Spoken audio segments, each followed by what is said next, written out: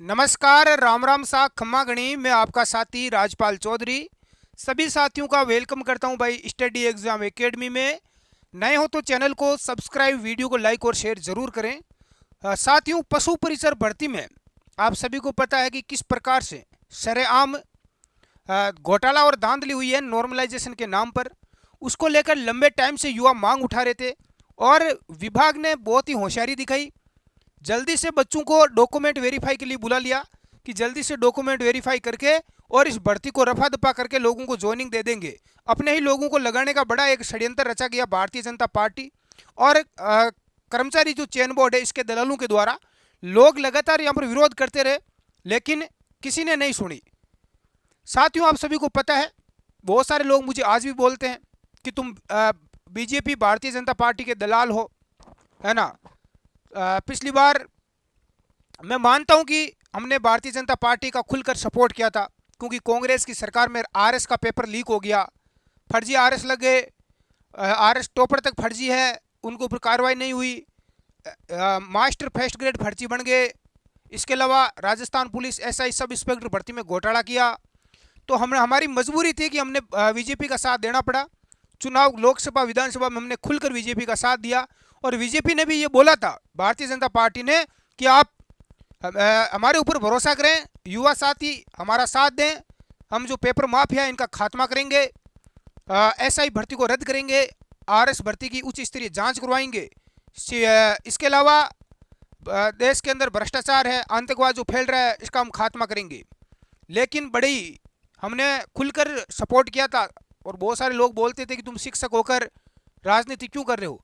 तो मैंने जो किया युवा साथियों के लिए किया ताकि आपकी बात आगे तक सुनेगा कोई। जैसे ही राजस्थान में भजनलाल की डबल इंजन की सरकार बन गई, बड़ी मुश्किल से कांग्रेस को अब युवा ताकत ने झुका दिया, लेकिन उसके बाद हुआ क्या धोखा। भारतीय जनता पार्टी ने एक भी वादा पूरा नहीं किया और भजनलाल के पास गए तो भजनलाल बोलता है मेरे हाथ में कुछ है ही नहीं, मुझे तो पता ही नहीं है कि करना क्या है। कर्मचारी चयन बोर्ड आरपीएससी है कहाँ पर, मुझे तो उसका मुख्यालय का ही नहीं पता। मोदी ने अपने दो गुर्गे बिठा रखे हैं जो पूरे सरकार को चला रहे हैं, मैं तो केवल एक कठपुतली हूँ, है। इसके अलावा कर्मचारी चयन बोर्ड के अंदर जो अध्यक्ष है, सचिव है, आरपीएससी के अंदर है, वो सब के सब मुख्यमंत्री बनकर बैठे हैं। तो कार्यकर्ता बीजेपी वाले ही बनकर बैठ गए। उस समय एसआई भर्ती को लेकर हमारे साथ जो लड़ाई लड़ रहा था उपेन्द्र यादव, बेरोजगार महासंघ का अध्यक्ष, उसने भी बीजेपी ज्वाइन कर ली है और वहाँ से जयपुर के आसपास शाहपुरा, सांगानेर जो है, शाहपुरा वगैरह, वहाँ से विधानसभा का चुनाव भी लड़ा लेकिन चुनाव हार गया। ये उसका दुर्भाग्य था। बीजेपी में मिल गया। बहुत सारे लोग उस समय धरना प्रदर्शन करने वाले पेपर खरीद कर उनको पेपर मिल गया और नौकरियां भी लग गई। बड़ी शर्मिंदगी की बात है, देश प्रदेश में एक गरीब किसान का और मजदूर का बेटा कब तक जेर पीता रहेगा। अभी फोर्थ ग्रेड का और एग्जाम में आगे चतुर्थ श्रेणी कर्मचारी, उसमें देखना नॉर्मलाइजेशन के नाम पर कितना बड़ा घोटाला और धांधली होती है। आज देखो एक बड़ी खुशखबरी भी है, राजस्थान पुलिस कांस्टेबल में पदों की संख्या बढ़ चुकी है और भी, जिसमें 10,000 पद कर दिए गए हैं। पहले देखो 9,000 कुछ पद थे, उसमें 300-400 पद और बढ़े हैं। बेरोजगार युवाओं को सुनहरा मौका है क्योंकि पुलिस कांस्टेबल में इस बार सीईटी लागू होने की वजह से 6-7-8 लाख बच्चे सीईटी पास है। कुछ बच्चे अन्य परीक्षाओं में नौकरियां लग गए हैं, कुछ यहाँ पर और अन्य भर्तियों में लग जाएंगे। तो पुलिस कांस्टेबल में कुछ परीक्षा नहीं देंगे, 5-6 लाख बच्चे बैठेंगे। तो ये इससे कम कंपटीशन आज तक कभी नहीं हुआ। तो ये गजब का मौका है आपको राजस्थान पुलिस में नौकरी लगने का, जिन बच्चों की सीईटी पास है। एक देखो शायरी लिखी है बहुत ही गजब कि जिस शहर में आज भटक रहे हो वहां एक रोज घर होगा तुम्हारा, जिन सड़कों पर सब अनजान से हैं उन सड़कों पर तुम्हारे कदमों की छाप होगी, जिन ख्वाबों को आंखों में लेकर चले हो उन ख्वाबों की हकीकत जिंदा होगी। ये डर, ये दुख, ये मुहिम कुछ करने की, ये सब इंतजार है उस दिन का जब तुम्हारा सूरज निकलेगा कई रातों के बाद। लेखक पारुल गर्ग, जयपुर। बहुत ही शानदार शायरी लिखी है बेरोजगार युवाओं के लिए। यहाँ पर देखो आपके लिए एक बड़ी गुड न्यूज़ आई है कि राजस्थान हाईकोर्ट का पशु परिचर भर्ती की नियुक्ति पर रोक लगा दी गई है। हरेंद्र जी नील जो एडवोकेट है, इन्होंने ट्वीट किया है और युवाओं के लिए बड़ी खुशखबरी है कि जिस प्रकार से पशु परिचर भर्ती में नॉर्मलाइजेशन के नाम पर सरेआम बच्चों के साथ धोखाधड़ी हुई, फर्जीवाड़ा हुआ, घोटाले किए गए, अपने लोगों को नॉर्मलाइजेशन में 25-25 नंबर बढ़ाकर नौकरियां दे दी गई, और जो बच्चे मेहनती थे उन बच्चों के 10-10, 15-15 नंबर कम करके उनकी नौकरी वो छीन ली गई है, उनका गला घोट दिया गया, जिंदा उनको जला दिया गया। यहाँ पर देख सकते हैं नीतीश पाटीदार और अन्य ने दिया आदेश, स्केलिंग फॉर्मूला को किया गया चैलेंज, बिना कट ऑफ। सबसे बड़ी दुख की बात है कि पशु परिसर में कट ऑफ भी नहीं जारी की। कट ऑफ आती तो ये लोग पकड़े जाते हैं। गांव में एक बच्चा जिसके कट ऑफ में 110 नंबर आ रहे हैं वो तो नौकरी लग गया, और 135 नंबर वाला है गांव के अंदर बकरियां चरा रहा है। तो कट ऑफ इन्होंने इसलिए जारी नहीं की, कट ऑफ जारी करने पर बड़े स्तर पर आंदोलन होता, धरने प्रदर्शन होता, क्योंकि इनकी पोल है वो खुल जाती। विभाग ने इस बार कट ऑफ भी जारी नहीं की है, स्कोर बोर्ड भी जारी नहीं किया, नंबर नहीं बताएगी कितने नंबर आ रहे हैं। डायरेक्ट नॉर्मलाइजेशन नाम का धांधली करके लिस्ट निकाल दी, सबको खुश कर दिया, और 2 गुना की लिस्ट निकाल के डॉक्यूमेंट वेरीफाई के बुलाकर हैं सबके साथ में धोखा किया।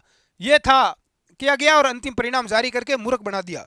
इसके ऊपर देखो रोक लगी है अभी, डॉक्यूमेंट वेरीफाई के लिए लोगों को वैसे बुलाया जा रहा है। इतना देखो भ्रष्ट सिस्टम है प्रदेश का। बहुत बहुत धन्यवाद हरेंद्र जी नील। न्याय न्याय होता है, भले ही लोमड़ी शेर की खाल पहन ले, रहेगी वो लोमड़ी ही। समझ गए होंगे आप सत्यमेव जयते, लेकिन इस देश के अंदर आजकल सत्यमेव जयते की विजय, सत्य की विजय मुझे होती हुई दिख नहीं रही। जो दलाल है, जो चोर है, वही अपनी रोटियां सेक रहे हैं लगातार।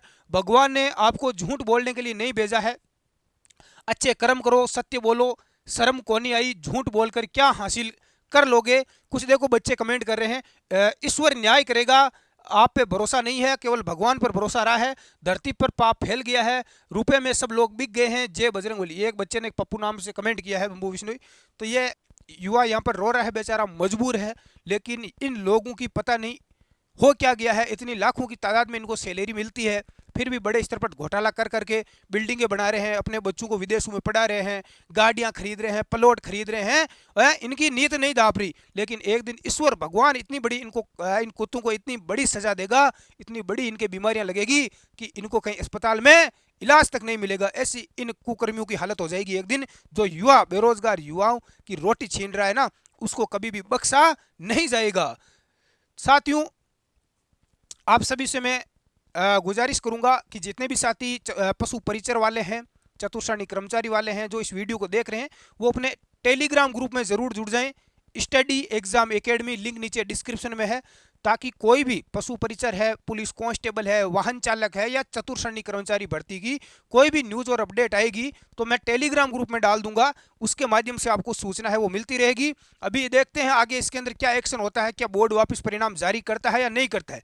मैं बोलता हूं कि बोर्ड को परिणाम जारी नहीं करता है, लेकिन कम से कम इसकी कट ऑफ जरूर जारी करे, कट ऑफ जारी करे, और बच्चों के नंबर बता दे कि भाई किस बच्चे के कितने नंबर आए हैं और कितनी इसकी कट ऑफ रही है, ताकि इनका दूध का दूध और पानी हो जाए। और ये जो चोर है, जो ये चोर बच रहे हैं, और ऐसा ही भर्ती भी रद्द हो, सरकार रद्द नहीं कर रही है, अपने ही कुछ चूहों को बचा रही है। कहीं कांग्रेस के नेता, बीजेपी के नेताओं के मंत्रियों के चरणों में जाकर बैठ गए हैं कि मेरी साड़ी लगी हुई है, मेरी महिला मित्र लगी हुई है, तो उनको बचाने का प्रयास किया जा रहा है। तो बड़े स्तर पर इन पर कार्रवाई हो, इस एसआई भर्ती को भी रद्द करें, आरएस भर्ती की सीबीआई जांच हो, और लगातार हमारी मांग है वो युवाओं के हित में हम उठाते रहेंगे। धन्यवाद, जय हिंद। अपनी राय आप कमेंट बॉक्स में जरूर दे साथियों।